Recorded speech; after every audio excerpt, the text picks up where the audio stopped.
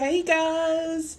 If you didn't know, I'm a transgender male, female to male, and I just realized today is 123 days of me being a boy, and I'm really excited about that. And not only is 123 one of my favorite numbers, um, my transgender I don't even anniversary know is how much longer I should actually sit here and play May this. 4th, 2022. Obviously, you probably want to see all of May it, the right? 4th be with you. May the 4th be with you.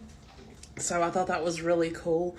I haven't made any updates about, days of being a boy. Yeah, ladies and gentlemen, I don't really know whether I should cry or burst out laughing. The conflict within me has reached a new level. Now, I know you all feel sorry for me, so start a hashtag and a GoFundMe, etc., etc. Now, so as you just reluctantly saw, anyway, not only do we now have the days of girlhood, we now have the days of boyhood popping up everywhere on TikTok. That's how big this trend has become. It concerns you, right? Because it concerns me.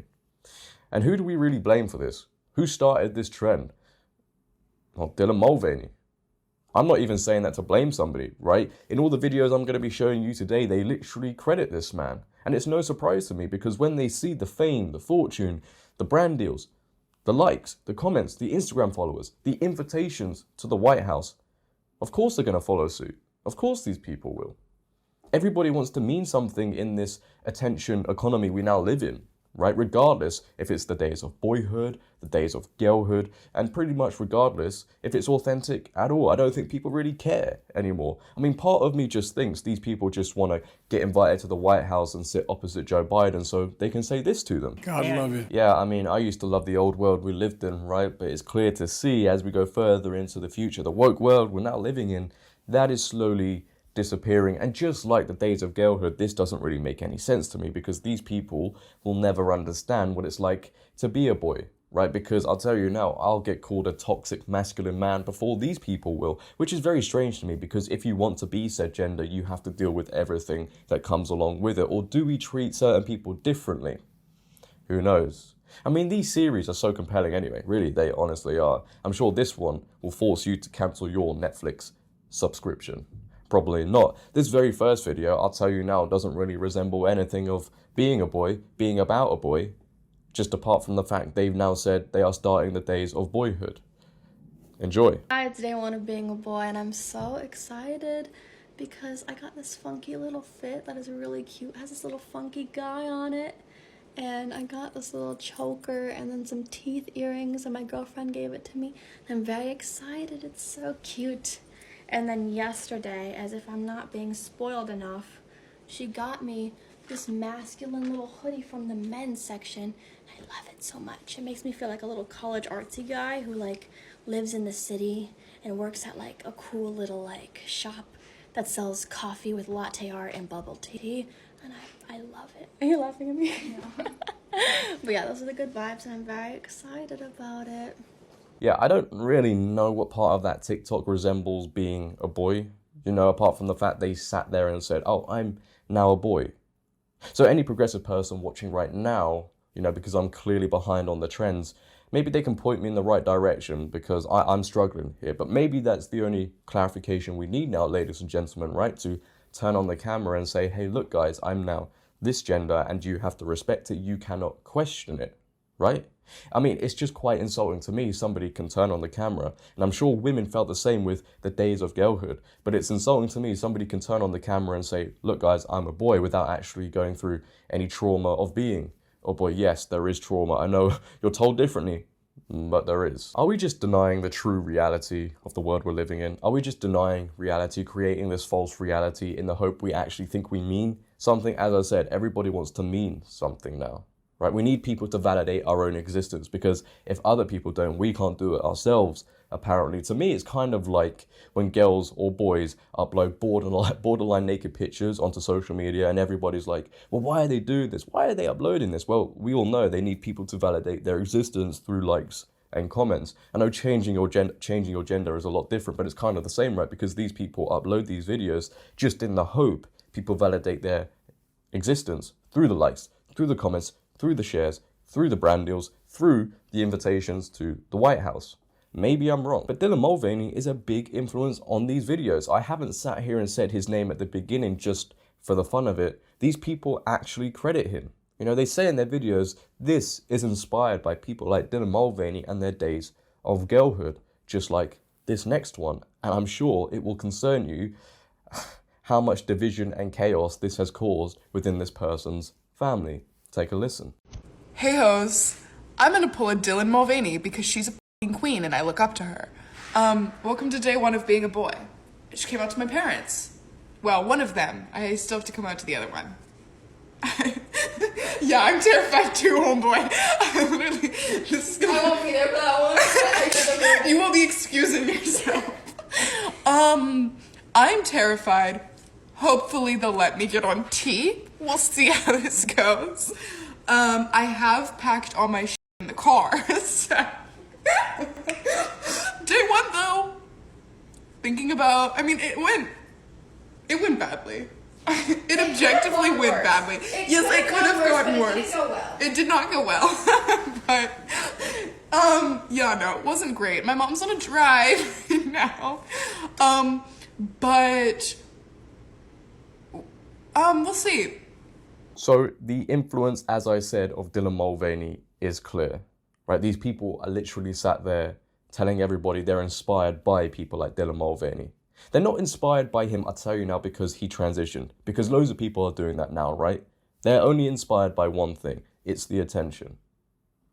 And people will find me controversial for saying that, but isn't that just the truth? It concerns me as a parent, well, a future parent anyway, that my child could be upstairs and after a video they've just watched, they come downstairs and say, hey, look, Dad, I want to start my own series of Boyhood or Girlhood.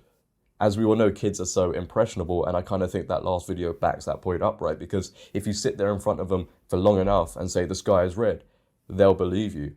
Again, this is more chaos caused within the family, more division. Another agenda some people want to propel onto the masses. Why don't we just ban this app? You know what? I wouldn't be sat here if people just decided to ban TikTok.